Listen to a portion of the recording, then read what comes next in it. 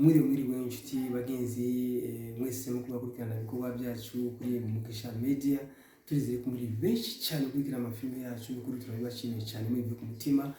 Tubamenyesha yuko n'ukuri twuguruye iyindi channel yitwa Fasha Burundi TV. Fasha Burundi TV rero ni TV iri ku bwanyu, ni TV izofasha bene wanyu, izofasha mwebwe jewe twese gushikana ijwi ryacu kuri kugira ngo abafise imitima y'impuhwe, abafise uburyo bwo gufasha abandi babafashe mu buryo bworoshye cyane. Rero Fasha Burundi TV ntiraba nkunzi, ntiraba amadini, ntiraba ubwoko, ntiraba intara, ifasha abantu bose bari mu bibazo bitandukanye bikomeye gushikana ijwi ryabo kuri kugira ngo hibonekeze abantu bafite imitima myiza yo gufasha abantu. Rero nongeraho kandi n'akaryo ko kubamenyesha yuko kuri Mugisha Media hazaraca amafilime gusa y'ikirundi gusa, hama kuri abazokwifuza amafilime y'igiswahili azaraca kuri Madi TV. Zinyabutatu zose ama TV yose atatu ni gwacu. Tubasaba rero yuko hose haba kuri Fasha Burundi TV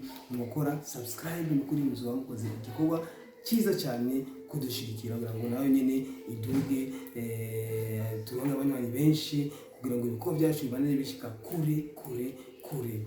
Twifuza rero kuranirwa mu banyu no mu byanyu. Mwitege rero filime nshasha igiye kuzoca ngaha yitwa Never, izoca ngaha kuri Mugisha Media no kuri Madi TV. Ari indi shisha igiye kucaho nyine kuvuga tugwa tubazanira bishasha.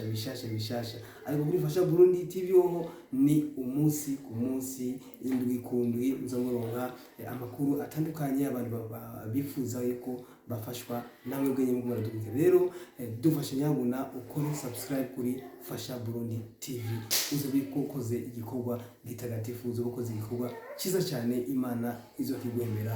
Murakoze cyane.